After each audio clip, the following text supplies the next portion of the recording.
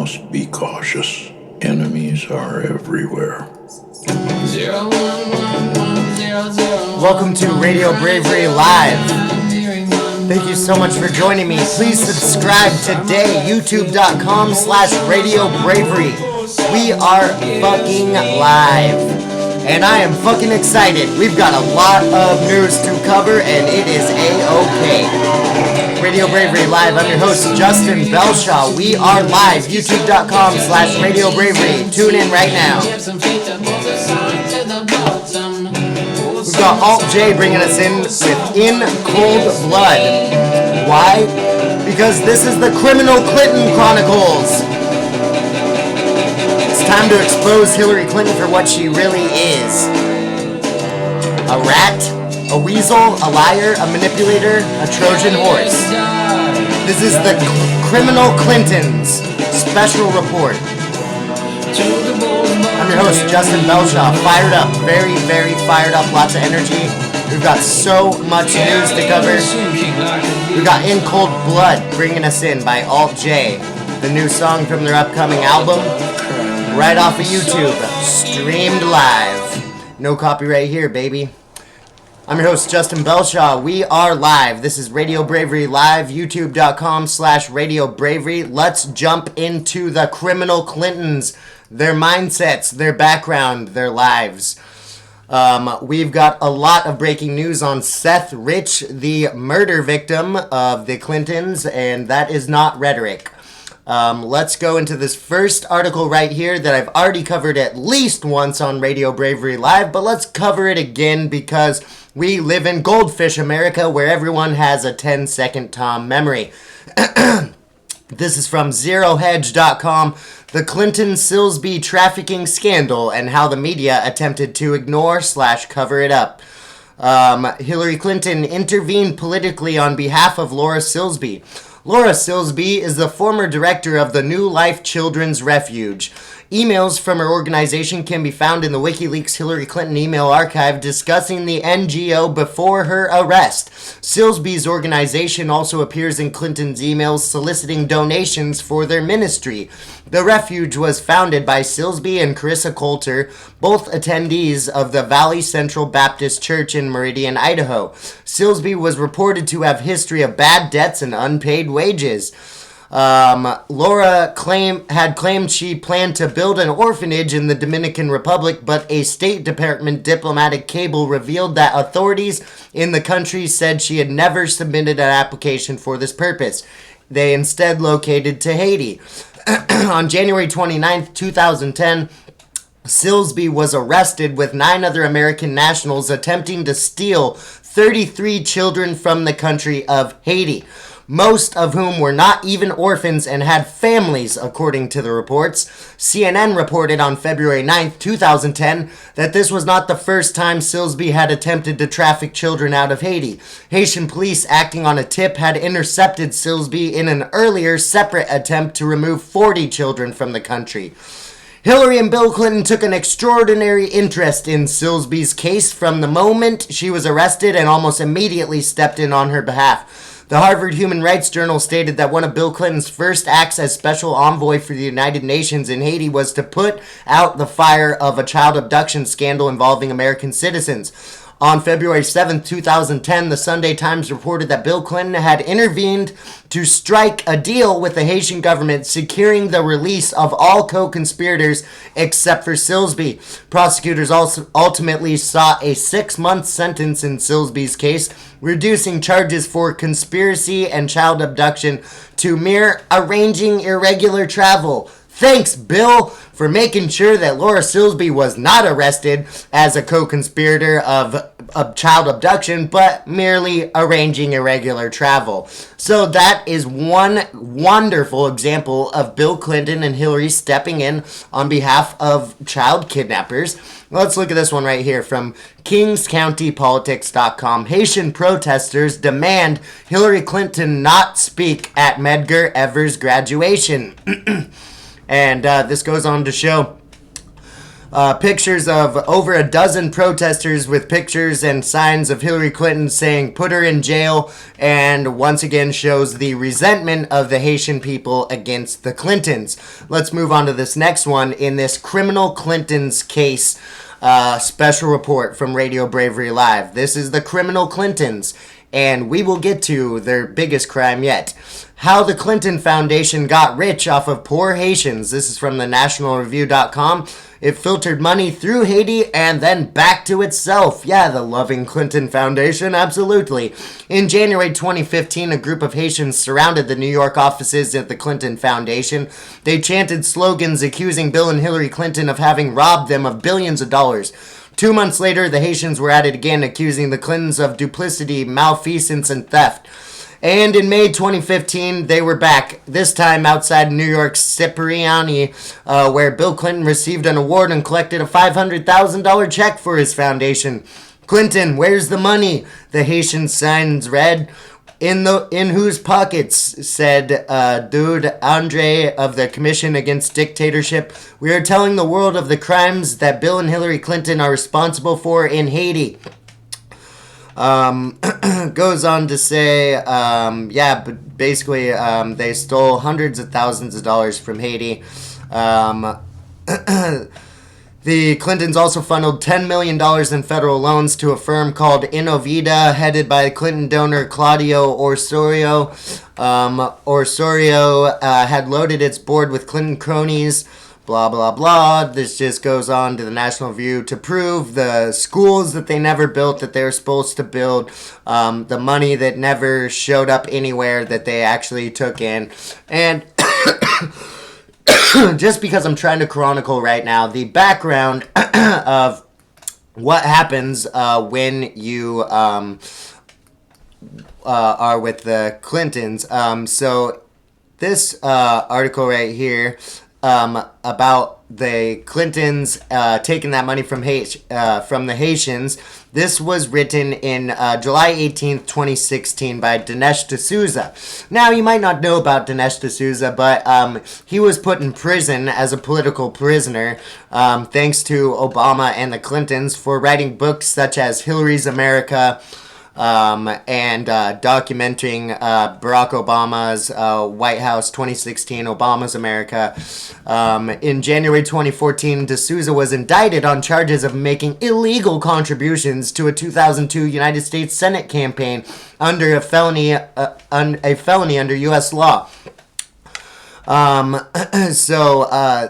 D'Souza was caught giving money to his friend, his old college roommate, who was running for the Senate, and because it was over a certain amount of money, even though he was friends with this person and grew up with him and had nothing to do with, the reason why these laws are in place is to prove that collusion, and for a friend to donate to another friend's campaign, that's not collusion.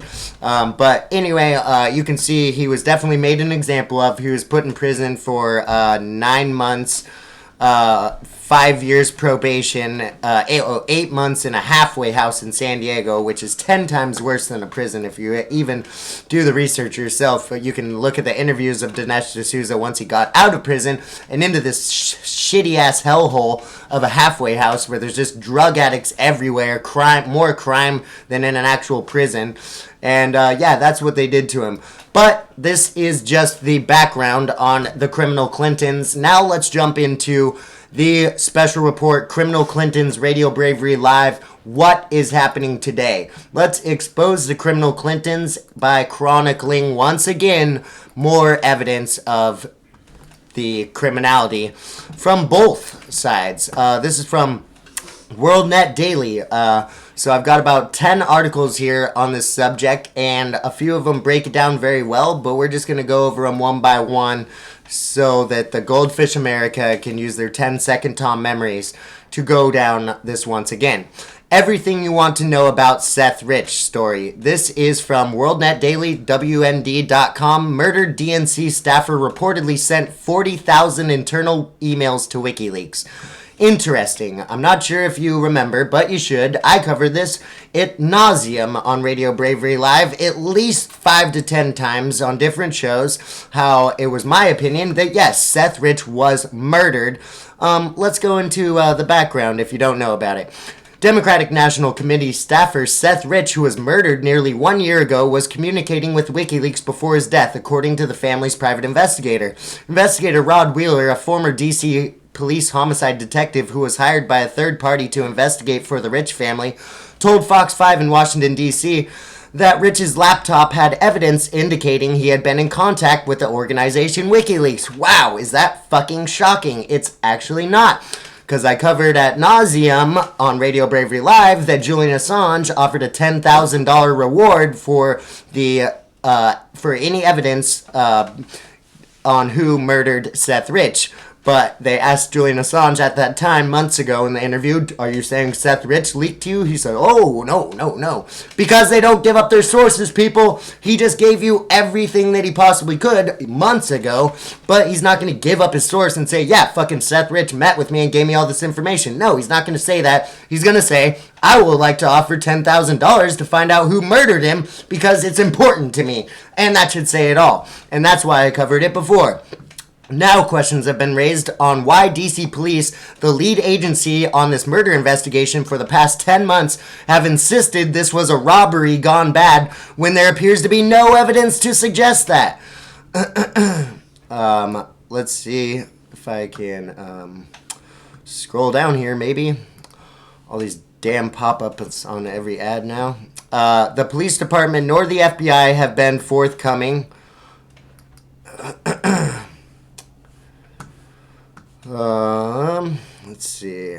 The police department nor the FBI have been forthcoming, said Wheeler. They haven't been cooperating at all. I believe that the answer to solving his death lies on that computer, which I believe is either at the police department or either at the FBI. I've been told both. A federal investigator who reviewed the FBI forensic report detailing the contents of Rich's computer generated within 96 hours after his murder told Fox News that Rich made contacts with WikiLeaks through Gavin McFadden, a now deceased American investigative reporter. Wow, another deceased person. Documentary filmmaker and director of WikiLeaks who was living in London at the time. McFadden, an early mentor and defender of the founder WikiLeaks, Julian Assange, died of lung cancer in 2016. Let's see.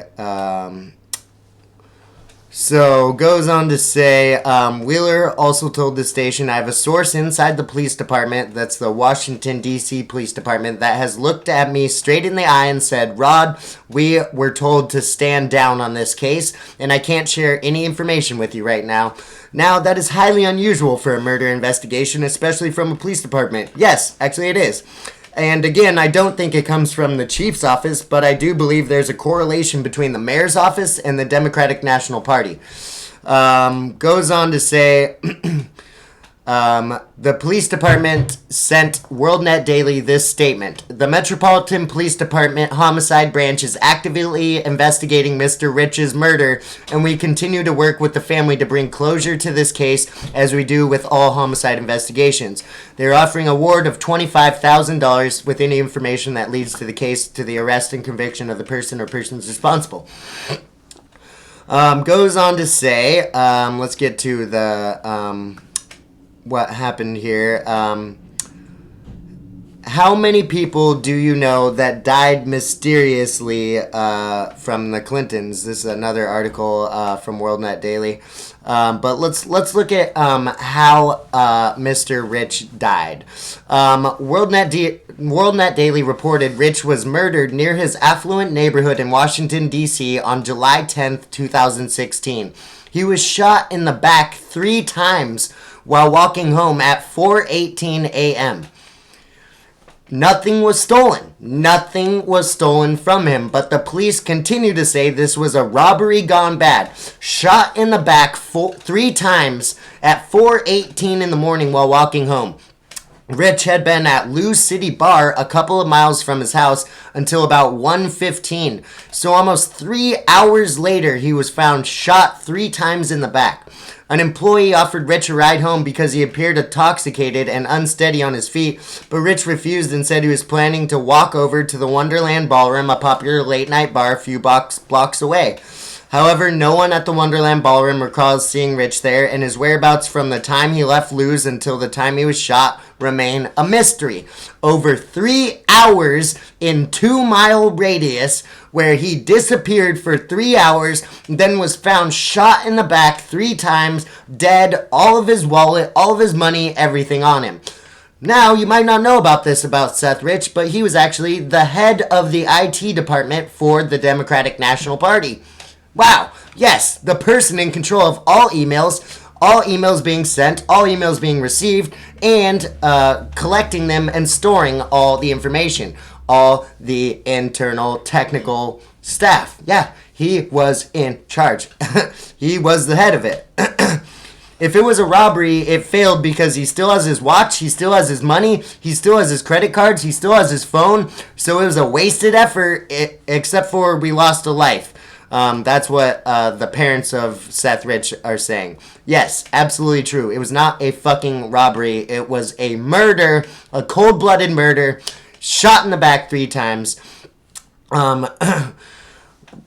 Goes on to say, just on July 22nd, just 12 days after Rich was killed, WikiLeaks published internal DNC emails that appeared to show top party officials conspired to stop Senator Bernie Sanders of Vermont from becoming the party's presidential nominee. So, this is just the first article, and I've already spent way too much time on it. So let's move to this one. This is from Infowars.com. Video. Seth Rich investigator says he's uncovered possible underground organized crime corruption group. Wow. Wow. Does that shock anybody? It really doesn't shock me at all that the private investigator who's been told by the Washington, D.C. police that they were told to stand down on the murder of one of the top DNC staffers who was shot in the back 3 times with all of his credit cards, all of his watch, all of his money on him. But they were told to stand down. It was just a robbery. It's just a robbery gone bad. No big deal. So a private investigator works on this for 5 months and already turns out, quote, Seth Rich investigator says he's uncovered possible underground organized crime corruption group. Yes, it's very possible. What's really interesting here, since I've been looking into this case, quote, I've uncovered quite a few things, but not necessarily related to Seth's death, but related to a possible underground corruption, organized crime corruption group that may be operating in the district. Oh my gosh, yes, more and more and more.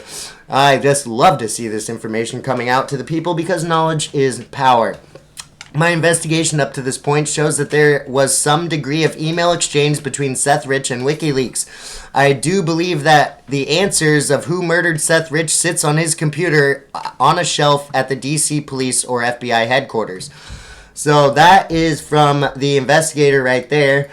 Let's go to this one right here. WashingtonExaminer.com. Family of murdered DNC staffer Seth Rich denies report he sent WikiLeaks emails. So this is one right here. As we've seen through the past year of unsubstantiated claims, we see no facts, no evidence. We have been approached with no emails and only learned about this when contacted by the press. So again, they're trying to disprove it instantly, saying, "Oh, the parents have no idea," or they say he wasn't. Well, of course, the parents didn't know if he was in contact with them or not, and of course they haven't been told because it's still continually covered up in a lie. But the investigator that you fucking hired is saying it, so that should be pretty important, I think. Let's look at this one from the London Independent. Who is Seth Rich, and was his death really connected to Hillary Clinton?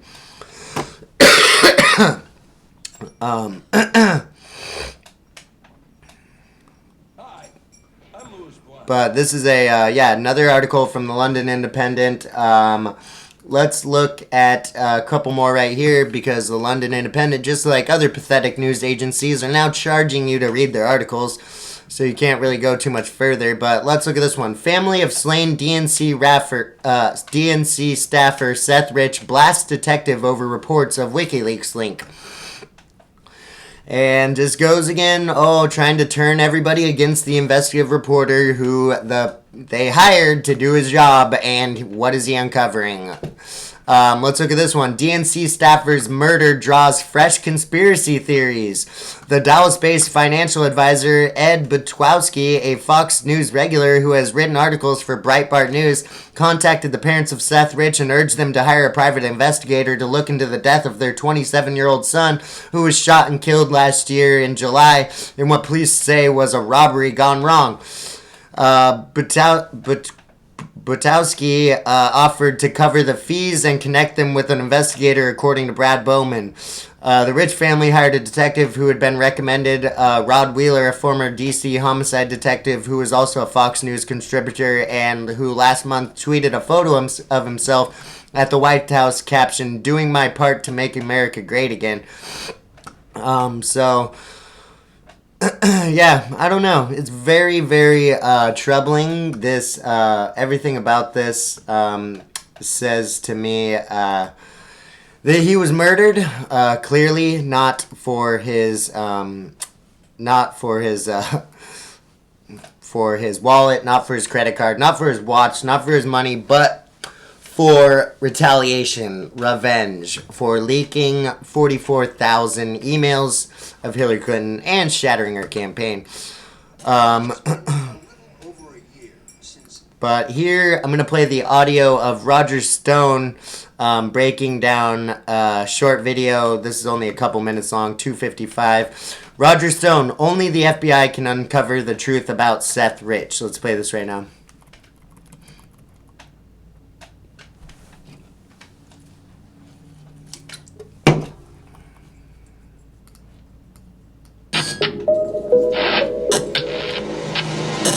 It's been a little over a year since Seth Rich, the IT director at the Democratic National Committee, was murdered on the streets of Washington, taking 3 shots to the back. Now, a private detective employed originally by Mr. Rich's parents has come forward to say that his sources in the D.C. Metropolitan Police tell him that the laptop seized by the D.C. cops proves that Seth Rich was in touch with WikiLeaks. Indeed, at the time of Mr. Rich's murder, Julian Assange, the director of WikiLeaks, offered a $20,000 reward for the apprehension of Mr. Rich's killers. Yet, for 10 months, the D.C. Metropolitan Police has turned up no leads in this highly political murder.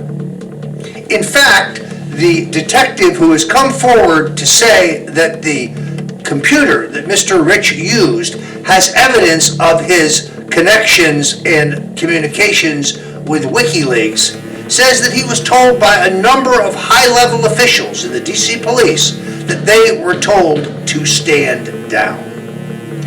It is extraordinary that the murderer of Mr. Rich has not been apprehended.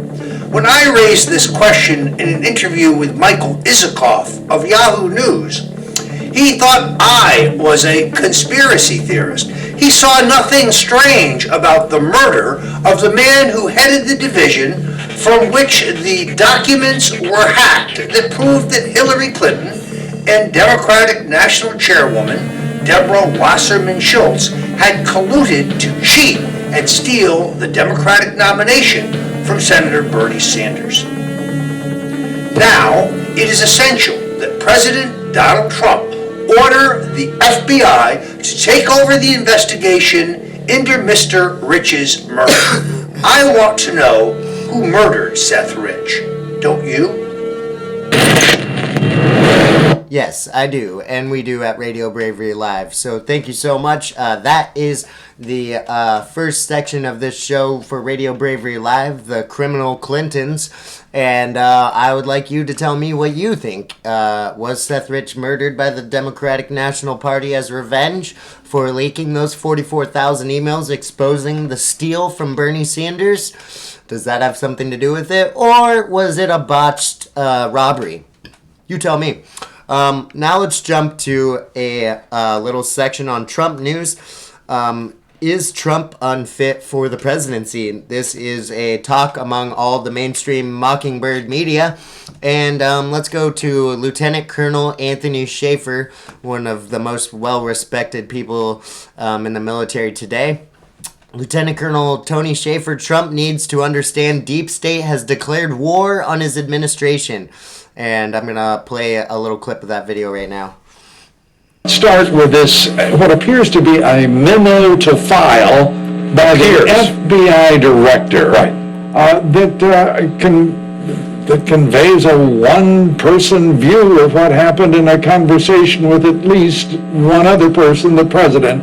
What do you make of this? Well, further than that, Lou, let me read to you the article from MSNBC saying neither NBC News nor The Times has seen the actual memo.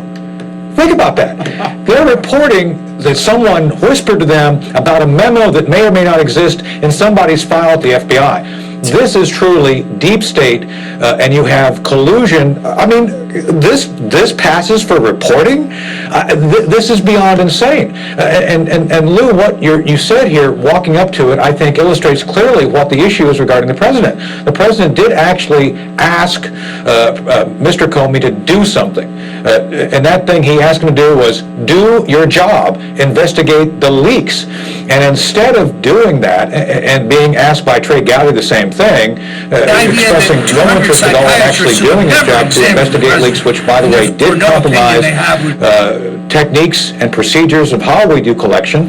It was an arrogance about him that said, basically, I can pick and choose what I want to do. So this is another example of that, where you have people, and by the way, Lou, just between you and me, the night before if you have something to say about someone, with I don't think you'd be Schaefer, trying to Roger go through your Stone, staff and Alex to say Jones it. I did a think if video you felt a certain way, predicting you would that tell that all the person. media would Why say do we Trump believe is that James unfit Comey for would president want and is this leaked out? insane and needs I a think psychological that this test. is something being done that came by out the those night in the deep before state this. to upset everything that's going on, and like you said, try to undermine the president in every breath. You know, and there is barely raised in what they're doing.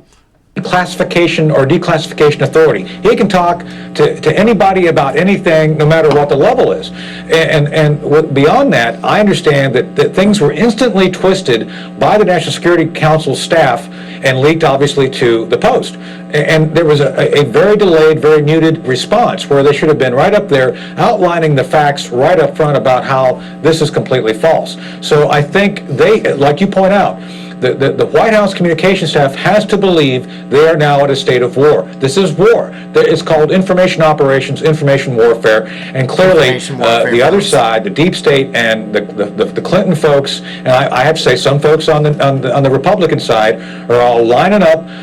The battle lines are drawn, and it's time for people to understand how to deal with this as if like it's a war. Yeah, and that's. Absolutely. It is an information war, and there's a war on for your mind. And you can see right now that's Lieutenant Colonel Anthony Schaefer, one of the most respected people in politics and in the world today.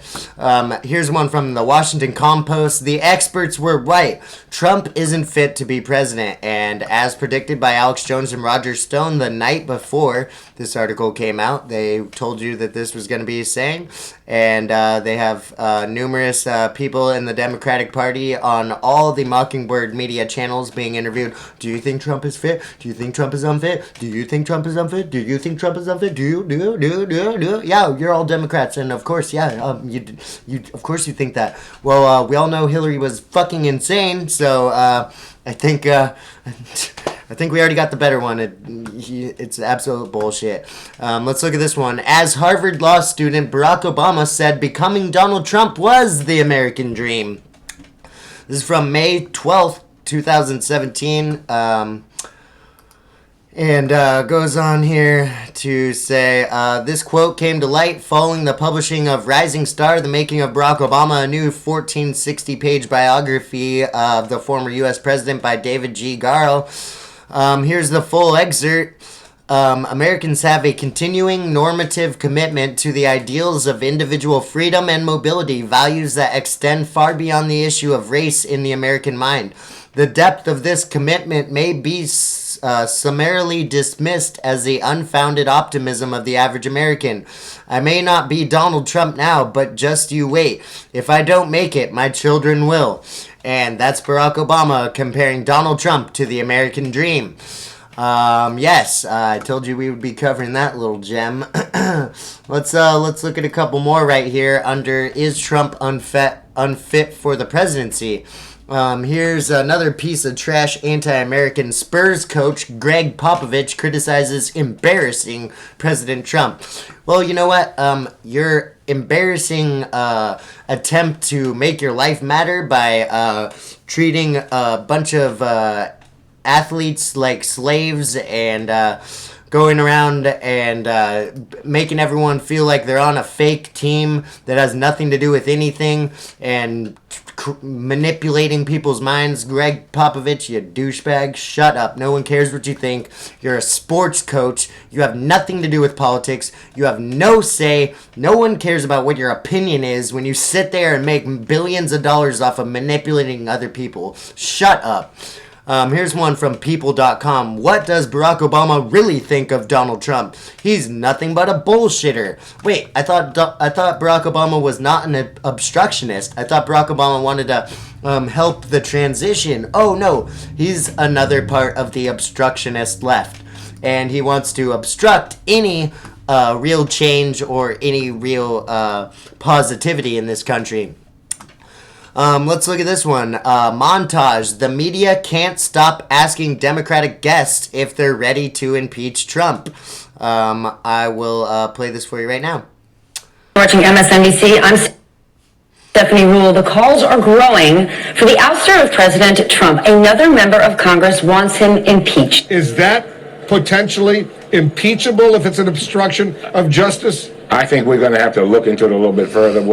You were saying that this could lead down the road to impeachment, but we weren't anywhere near that yet. Does this breaking news tonight change your view on that? Are we getting closer and closer to the possibility of yet another impeachment process? Hey, Wolf Blitzer, get off. Reluctantly, Wolf, I have to say yes. Is it an impeachable offense if, in fact, the president obstructs justice? So in terms of impeachment, are you taking action, working with Republicans, or doing anything that would actually move that agenda forward? Do you harbor any hopes that you will find a conservative legal mind to match your desire to proceed with impeachment? I think he can be looked at and perhaps even charged with obstruction of justice. I think that... So you mean impeachment proceedings? I beg your pardon? You mean impeachment proceedings? Impeachment originates in the House. House leadership in the Republican Party has shown no interest in that and seems like it's the furthest thing from their mind. You think that's going to change? Are you suggesting that President Trump should face impeachment? Wolf Blitzer again? No, I'm not suggesting that. Congressman, what is your case for impeachment? But now we're talking impeachment. Do you think this is a bridge too far? Yeah, what do you think of this impeachment possibility? What's more needed to prove obstruction of justice than the president fires the guy coming after him after asking him to drop the case? What more do you need? Is that impeachment is the remedy. I mean, the president can't... It's the only remedy. Yeah, there's growing talk, at least, about impeachment within your party. You have Congresswoman Maxine Waters, you have Congressman Al Green, Congresswoman Tulsi Gabbard, all talking about impeachment for this president. You heard Jeffrey Toobin say it would be an obstruction of justice, and potentially, as you know, Senator, that could be impeachable. That could be an impeachable offense. Wow, that was a pretty long montage. It seems like for some reason they're all getting the same hand-me-down information. Hey, Mockingbird Media. Beep, beep, beep, beep, beep, beep, beep. Yep, we're all on the same page. Heard it down the grapevine? Perfect. Yeah, you're being manipulated. Fake news. These are liars. These are known liars, and they all are collaborating together saying the exact same thing. Have you ever heard of Operation Mockingbird? Operation Mockingbird, Goldfish Memory America, hello. Operation Mockingbird. It's when the CIA infiltrated all news organizations from the top down and decided to plant their people in the news organizations to manipulate the news and how you get it. Operation Mockingbird. Look it up. Here's one from the NewYorkTimes.com. Comey memo says Trump asked him to end Flynn investigation. Oh, yeah, and goes on to say that Trump said that Flynn is a good man and he doesn't deserve this. And that is what they're trying to say is obstruction of justice by saying that Michael Flynn was a good man and he doesn't deserve this investigation. Wow. Yeah, obstruction of justice. Definitely do not bring up their moral status as a person and that they're a good man. Never bring that up because that's totally illegal obstruction. Oh my God. As the left obstructs everything that Trump tries to do. But, you know, he is the obstructionist, yeah. They always want to tell you, they always want to call you what they are. They always want to say you're doing what they're doing. That's like, it's the fucking most childish game.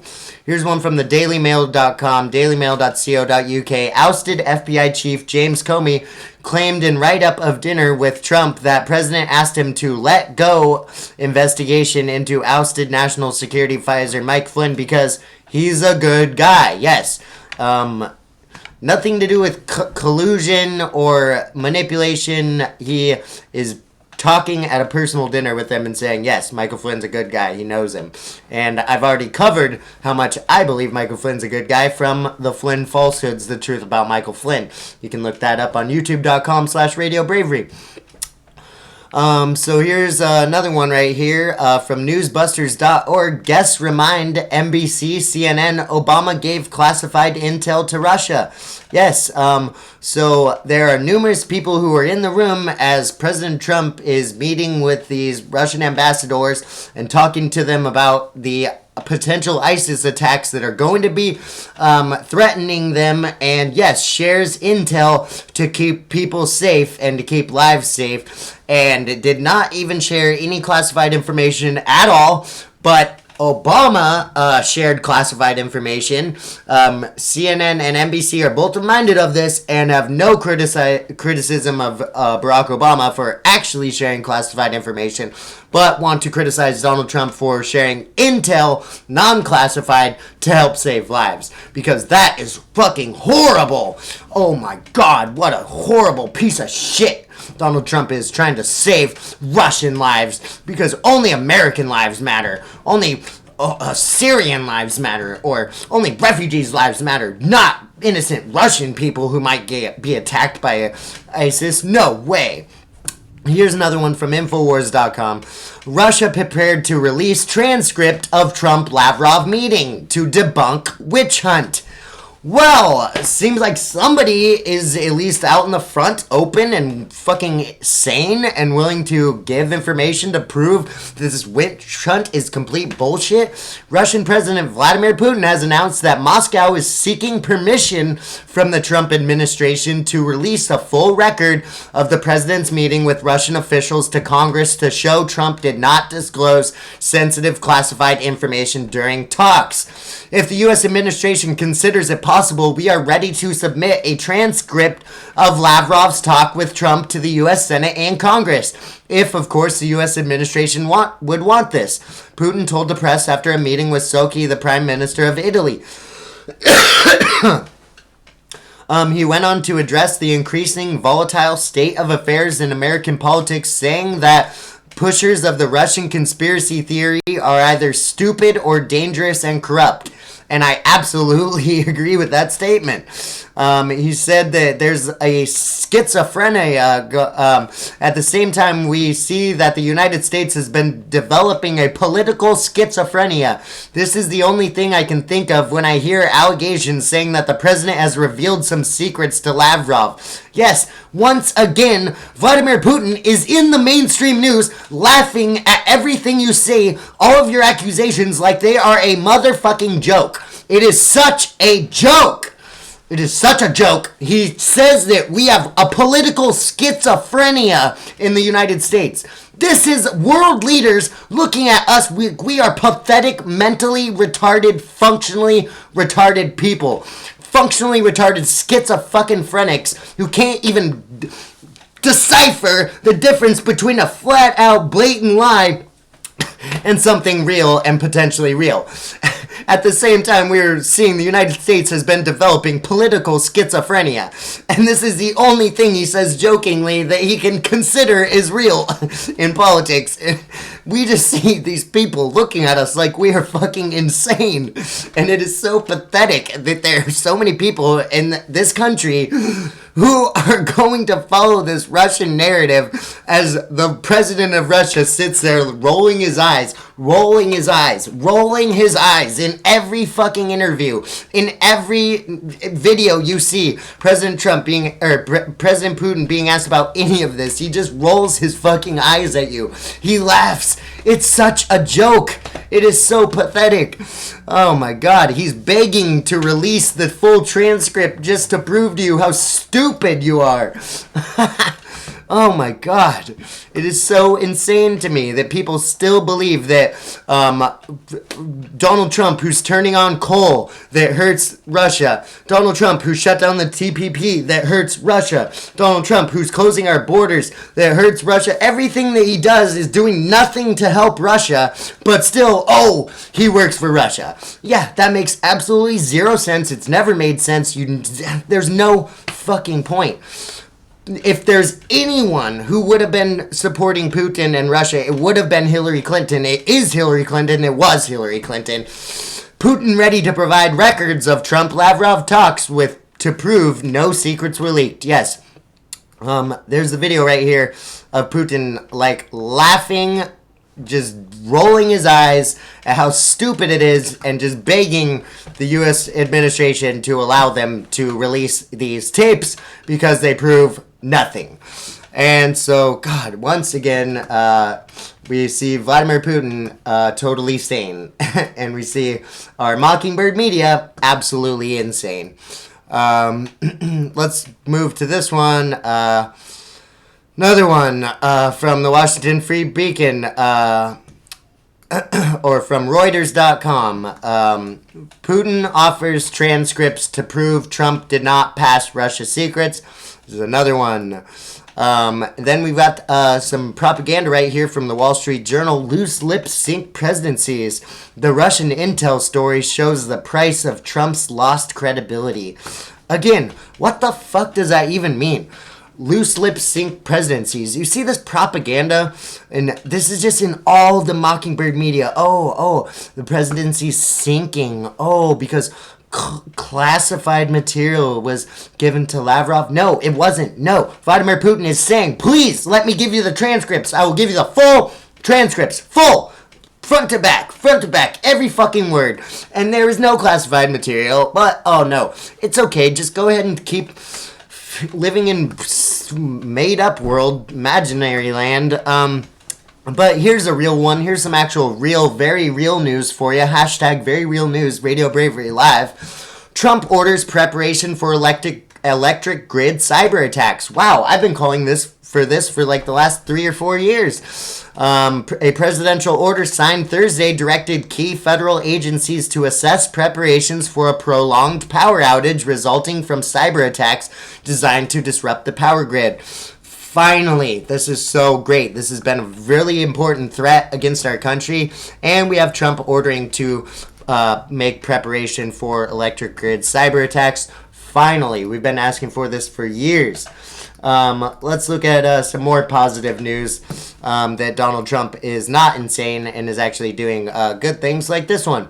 TheGatewayPundit.com. Breaking. Sheriff David Clark announces he's joining the Trump administration as head of Homeland Security.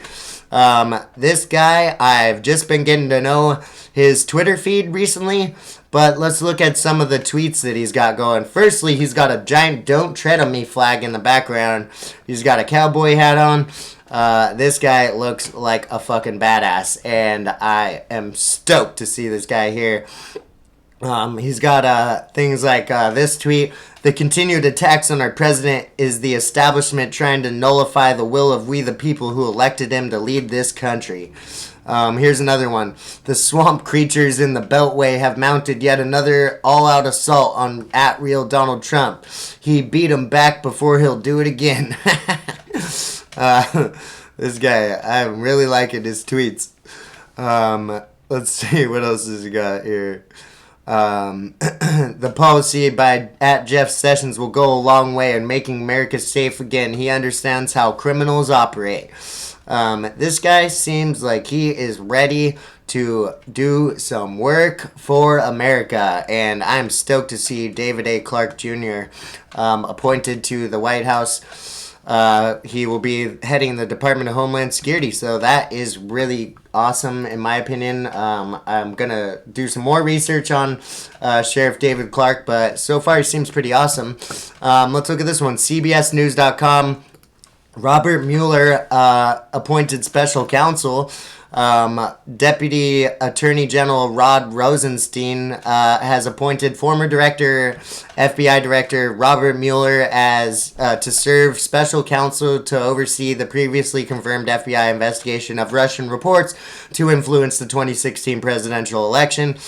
Quote, I have determined that a special counsel is necessary in order for the American people to have full confidence in the outcome. So I will continue to cover that and see how that goes. I've had pretty good respect for Robert Mueller in the past, so I have a pretty high confidence that he will only find the truth, and I hope that that's true. So I know that my dad has met Robert Mueller at least a couple times and has had nothing but respect for him as well. So I will continue to cover that and hope that Robert Mueller is a good addition to this investigation to shut it down. Let's look at this one. Trump to unveil plans for an Arab NATO in Saudi Arabia. Goes on to say, when President Trump arrives in Riyadh this week, he will lay out his version for a new regional security architecture White House officials can call Arab NATO to guide the fight against terrorism and push back against Iran.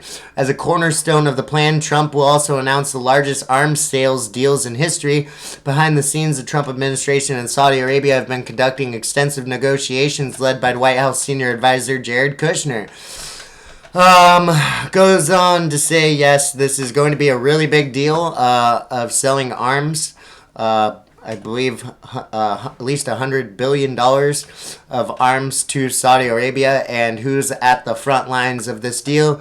Jared Kushner, yes. The globalist tool who is in debt to the Chinese and is in debt to George Soros and is in debt for his 666 Saks Fifth Avenue building. So, I'm not very pleased about this. I am pleased that Donald Trump is trying to, make progress in stopping ISIS and the violence over there. But I'm not really sure we should be doing such dealings with Saudi Arabia that we are. But I'm going to continue to keep the feet to the fire on this and see how it goes, but I've always took the stance that the government of Saudi Arabia is the biggest piece of shit government to ever exist, and I think that they are rapists, they're pieces of shit, they have no respect for women, gays, or people of any religious background other than radical Islam. So it's very troubling. I don't really like Saudi Arabia being our ally. But let's move to some health news right now because we've got a lot of interesting health news to get to here. This is Radio Bravery Live, youtube.com/RadioBravery. We've got a CNN article here for you that finally came out 2 days ago because they finally are being pressured, I think, to get some real news in there because they've been hashtagged fake news so long. CNN.com, patients, Roundup gave us cancer as EPA official helped the company. We have numerous people suing Monsanto now because of glyphosate, the main ingredient in Roundup, being linked to cancer. That's a CNN.com article. Let's look at this one from WPXI.com. Does Roundup kill more than just weeds? Lawsuits claim it causes cancer. Yes. And the only filters on the market that filter out glyphosate, the main ingredient in Roundup, are ProPure water filter, what I have, and Alexa Pure water filter, which I will be getting soon. But yeah, it's really great to see that finally some lawsuits are happening against Monsanto, proving that glyphosate is connected to cancer and estrogen mimickers. But let's look at this right here. Here's why you should never use dryer sheets again and what to use instead. You should look up this yourself at naturallivingideas.com because I'm going to start using these homemade dryer sheets. Here's a short list of toxic substances commonly found in dryer sheets. Benzyl acetate, mainly used for its pleasant fragrance. This organic compound is combustible below the boiling point of water. Exposure to it may cause dizziness, drowsiness, and confusion, red eyes, or dry skin. Dichlorobenzene, this industrial chemical commonly used in pesticides, is electrophilic, which means it has a great attention for electrons. This property makes it useful as an anti-static agent. However, it is a toxic chemical known to irritate skin, eyes, and throat on exposure. Long-term exposure adversely affects the central nervous system, liver, and kidneys. Ethyl acetate. This chemical has a softening effect on clothes, although considered relatively safe. Concentrations above 400 parts per million can irritate nasal passages, throat, and eyes. Camphor, since it is derived from pine oil, is generally considered safe for humans, although its insect repellent property is well known. It has a history of being used in mothballs, skin medications, and as food flavoring.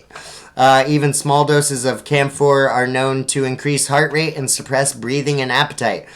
Chloroform, we know this chemical as an anesthetic that has gone out of use due to its toxicity and fatal outcomes. However, it is still in many industrial uses. Any anti-static products use chloroform. It gets absorbed rapidly through mouth, skin, and airways and can cause central nervous system and respiratory depression, skin sores, and eye irritation. Alpha-pinene, alpha-terpineol, linalool, and limonene are some of the other additives in dryer sheets. These aromatic compounds occur naturally in many essential oils, but their synthetic versions are more commonly used. Constant exposure can cause nervous system disorders, including depression. But yeah, they have 7 alternatives to dryer sheets. Add baking soda to your wash cycle. Add white vinegar to rinse cycle. Lower the temperature setting. Smoothen out the clothes with a wire hanger. Use reusable dryer cloths or use dryer balls. Or shift to natural fibers. But yeah. Also, there's a bonus idea. Make your own natural, non-toxic, reusable dryer sheets. But yeah, very, very interesting. But we are live here on youtube.com/RadioBravery. I've been direct messaging me, asking me. I am going to play this quick clip from this bombshell study proves unvaccinated children are healthier as I take a quick break here.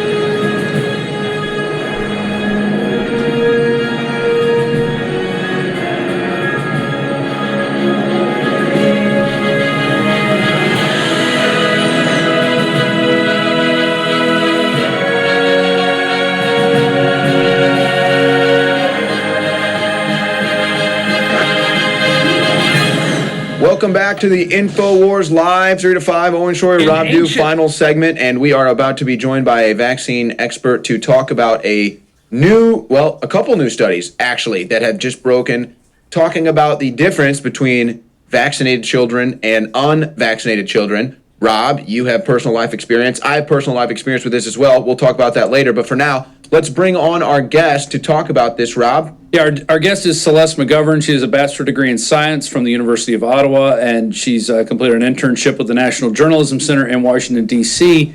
and she was a reporter for the Report, a weekly news magazine in Canada, for more than a decade, covering local, national, and international issues. And specifically, we're going to be talking about two articles, and these are full-blown, printed out the whole studies with all the indexes at the end and everything. These are highly indexed. This is put out on Open Access Text, OAT, and they're an independent, open access scientific publisher that showcases innovative research and ideas aimed at improving the health and linking research and practice to the benefit of society. So, Celeste, are you there? Can you hear me? Was led by Anthony Lawson, who's a professor of public health at Jackson State University, and his colleagues. And what they decided to do is do something that has not been done before, amazingly. It's something that people have been calling for years, if I can interrupt. People have been calling for these studies to happen. And it's finally, 2017, finally we get these studies. Well, and this is just a pilot study. So, yes, people have been asking for a vaccinated I'm not going to play this whole versus video, but you can find the video yourself. Bombshell study proves unvaccinated children are healthier. This amazing woman, Celeste McGovern, goes over the two peer-reviewed independent studies that are still online today. They've been archived by Infowars.com because, of course, once this study and these videos got millions of views, over 100,000 views on different videos, they had to remove the studies, of course, but luckily Infowars already archived them, so they are still able to be found on Bombshell Study Proves Unvaccinated Children Are Healthier. But let's look at this one right here from healthnutnews.com. I wanted to get into this about vaccines. Boston Herald says people should be hanged to death for being vaccine choice. Yes, apparently it says, in what can only be described as irresponsible and dangerous hate speech, someone from the editorial staff at the Boston Herald suggested in an article published on their site on Monday that anyone suggesting people research vaccines and their safety or cause others about them should be hung or hanged to death. Apparently, this staffer is concerned about what they see as deadly outbreaks of measles in the Somali community of Minnesota. However, serious, deadly, and or dangerous is not the way that a measles outbreak in the U.S. should be categorized. Don't believe me? Just ask the CDC. No one died. Do people in undeveloped nations and the third world countries die from measles? Yes. Is it sad? Yes. Is it devastating to their families? Yes. We don't argue or deny that. However, you simply cannot compare measles in war-torn Syria, for example, to Minnesota. There are currently 41 children, all under the age of 10 in Minnesota with measles. 41. But yeah, it goes on to say that the Boston Herald said that you should be hung to death if you are vaccine choice. So let's go to this one from worldmercuryproject.com. Unvaccinated children have much lower rates of chronic illness. Jackson State study finds. This is by Robert F. Kennedy Jr., the first peer-reviewed study comparing health outcomes of vaccinated children versus unvaccinated was recently published in the Journal of Translational Science by epidemiologists from the School of Public Health at Jackson State University. The study's conclusions are likely to inflame the fierce debate over whether vaccines and a mercury-containing vaccine preservative may be culprits in the dramatic rise in certain neurodevelopmental disorders in children, including autism. Goes on to say, you can both the studies are linked here from the worldmercuryproject.org. I'll just click one of them right here so I can show you what the so they're linked to worldmercuryproject.org, Journal of Translational Science, pilot comparative study on the health of vaccinated and unvaccinated 6 to 12-year-old U.S. children. So that's the actual studies are both still linked here. But yeah, it goes on to say the pilot comparative study on the health of vaccinated and unvaccinated 6 to 12-year-old U.S. children implicates vaccines in a host of chronic illnesses now epidemic in our nation's children.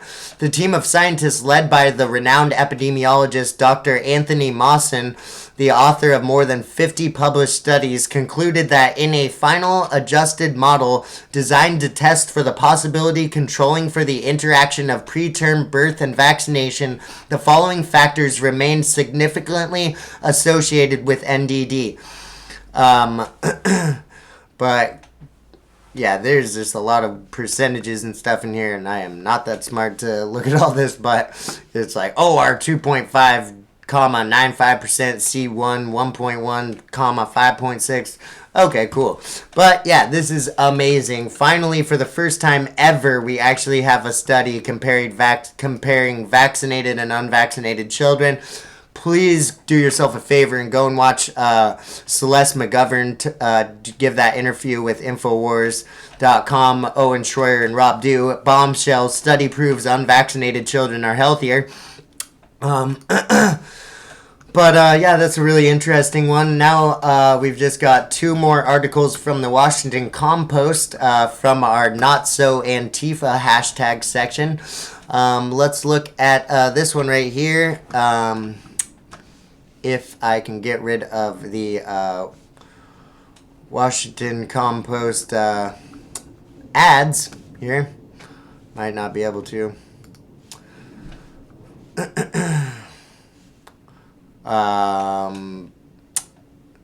Union Station officials, nope, I can't do it because Washington Compost has a pop-up. Buy the National Digital Edition. Show me more offers or sign in. Those are your only options here on the Washington Compost. So yeah, I can't even look at these articles. So sorry about that. That is the end of the show for Radio Bravery Live. We covered the criminal Clintons, the background of Seth Rich. Is Trump truly unfit for the presidency? Probably not.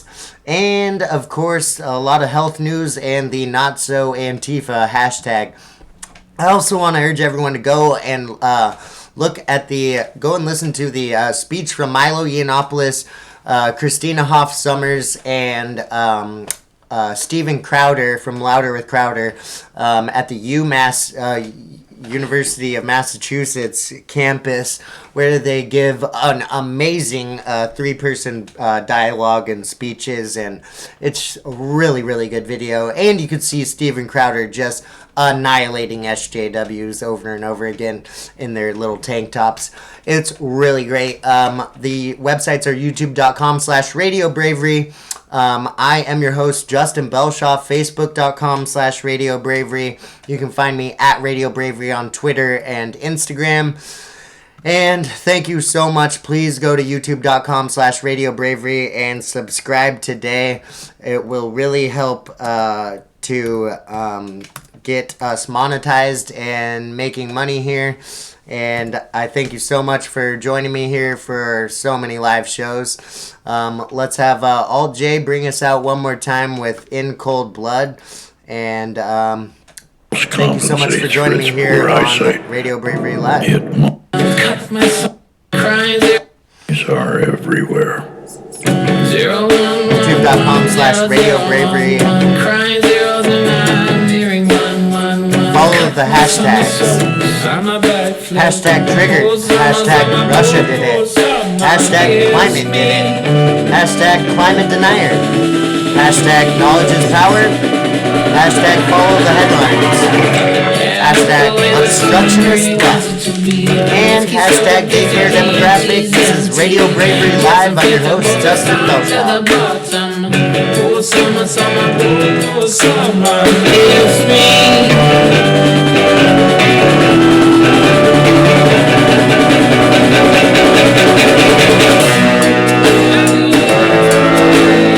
Criminal criminals are the cold-blooded killers. Your scars every day are not your residence. Look at criminal criminals in jail. Radio Bravery Live. YouTube.com/RadioBravery. Exactly.